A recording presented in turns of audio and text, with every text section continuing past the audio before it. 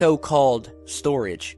And if you'll remember, when there was all this controversy about the comet Elenin and how it was going to pass by Earth, and a lot of people thought that it was going to hit Earth because it did have a very odd trajectory.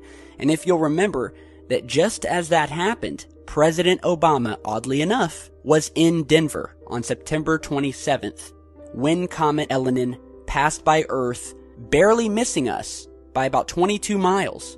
So you have this massive airport that didn't need to be built, that has these massive underground facilities, that has all this Masonic, world-ending art and murals and stone blocks throughout and demons. And then you have the president who arrives at this airport on the very day that a comet may have likely almost hit Earth.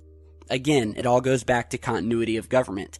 And then we have the odd runway shape, which many have spoken on, of the fact that it looks like a swastika. And you're seeing an aerial view of that runway shape here. And again, the airport is home to a number of tunnels, including a tram that goes between concourses. And it also is interesting to note that there is a failed automated bagging system that they spent millions of dollars creating even more underground storage room, in quotations, when they basically tried to create an automated bagging system that basically never worked. I mean, the system failed spectacularly when it was first tested, and was actually one of the reasons for the D.I.A.'s delayed opening.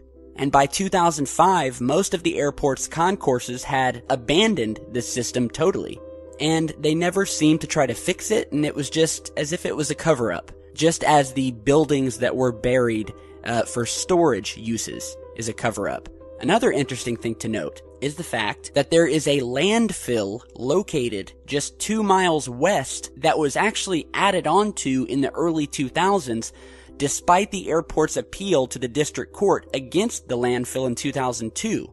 However, the landfill has a very real and functioning element to it, but is supposedly mocked up to look like a landfill, but is hiding something much more sinister. And people who have driven by this airport have seen these massive tunnels sitting above ground near this landfill, as if there is still construction going on. And they're still laying these massive tunnels underground. And a whistleblower came out a couple years back and even reported that yes, this is a militarized, continuity of government, rigged base, which under the cover of daylight is acting as an airport. And that they are using this so-called landfill as a means to dispose of the dirt that they are digging up. This massive amount of dirt that they've been recently adding to this landfill that's coming from somewhere, because the construction around the airport is finished. And yet they come day after day hauling dump trucks full of dirt that they have unearthed and are digging from somewhere. So again, it's all very interesting, and it reminds me of the Georgia Guidestones, which is this very mysterious pair of stones in Georgia. It's a granite monument erected in 1980. No one knows who erected it, who paid for it. However, it does basically have a set of guidelines inscribed on the structure in 8 different languages, talking about how there should only be a maximum of 500 million people on the earth, and, talking about population control and all these other eerie things. So research the Georgia Guidestones as well. And it's very similar to this airport. There's a lot of mystery to the airport. No one knows who paid for it. No one knows who's behind it. We have all this Masonic and demonic imagery alluding to the end of the world, and to that it seems like someone out there is in the know and has information leading me to believe that they know something is going to happen. So let me know what you guys think. It's all very interesting. Do your own research. So that's really the facts on the Denver International Airport. And I don't agree with some of the stuff, like the swastika. I agree, but I don't agree. I'm not quite sure on that yet, because I'm looking at the image, and it kind of looks like a swastika, but it also kind of looks not like a swastika. So that might be a little bit far out there as far as I'm concerned. But as far as the underground bases, I have a feeling that that's what's going on. In fact, that's going on all around the world. because these elite people with lots of money, of course they're going to have bases and places where they're going to go. It's even written in the Bible that people will go into the caves and under the rocks, and they'll know that Jesus is coming, and they'll ask the mountains to fall on them, to hide them from the face of the Lord as he's coming. So these people are obviously going to be hiding in bunkers and stuff. And I'm sure some of these bunkers go pretty deep.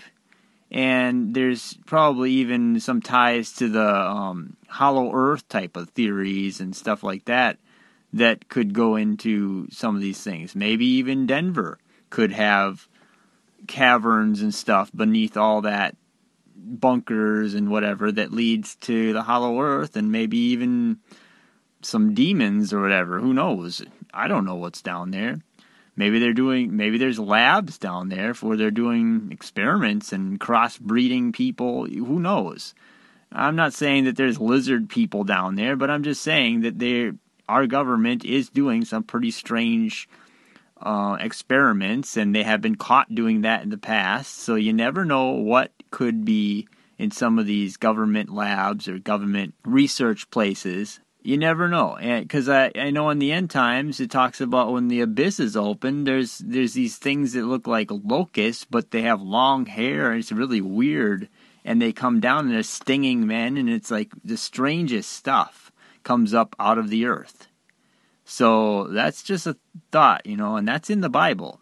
You could actually have some good theories just from what you could read in Revelation. So that's interesting. And apparently, this airport really likes to talk about death and destruction, according to what you can see and hear from this airport in general. So anyway, in the same theme of the Denver airport, I have a new song from the Bible Underground, which is my, band. It's just me. It's my own project. But I've been putting together an album for a while, and I just figured I'd play one of the... It's instrumental right now. I'm working on lyrics, but one of the songs, because this song really ties in because it's called the Denver International Airport, or D.I.A. And it really, I don't know, the song is kind of cool. If you like electronic, kind of mixtures of music, because that's kind of what I do. I don't like just one kind of thing, but I like a lot of rock and electronic type sound, so I use a lot of that. So that's kind of what it is. I'm not sure if any of you people are into that, but check this out. This is D.I.A. by the Bible Underground.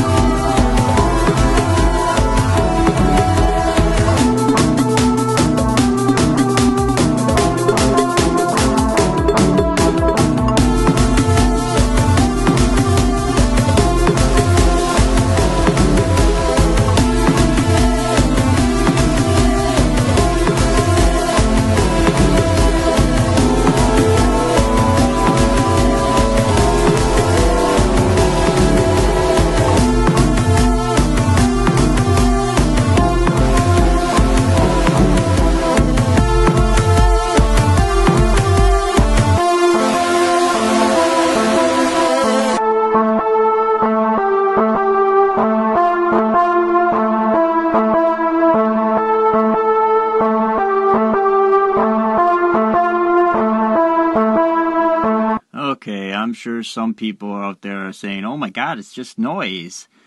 But I don't know. That's just the kind of style music I've always been into. It's entertaining. It's abstract. It's very strange and different. I don't like to do anything that anybody's ever done, really. So I like to try and make something new, which is what I think all musicians or whatever should always strive for, because what good is making music if it's just boring and dead and everybody's already invented that wheel, you know? That song's not out for release for anyone to buy right now. That's still being worked on, like I said. And it's probably going to be on a double album that I'm putting out maybe in a year, 6 months, something like that.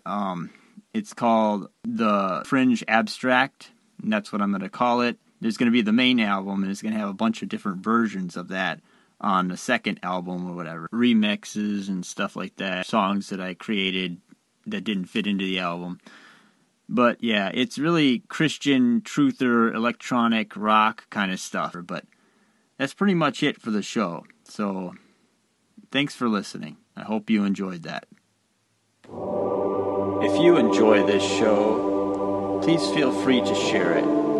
You can find us on Spreaker, iTunes, and most podcatchers. And if you'd like to support the show, please leave a review on iTunes or Spreaker or wherever you find this show. And for more information on this show, go to the Fringianity Underground podcast Facebook group and like us. Images will be posted there for this show and others as well.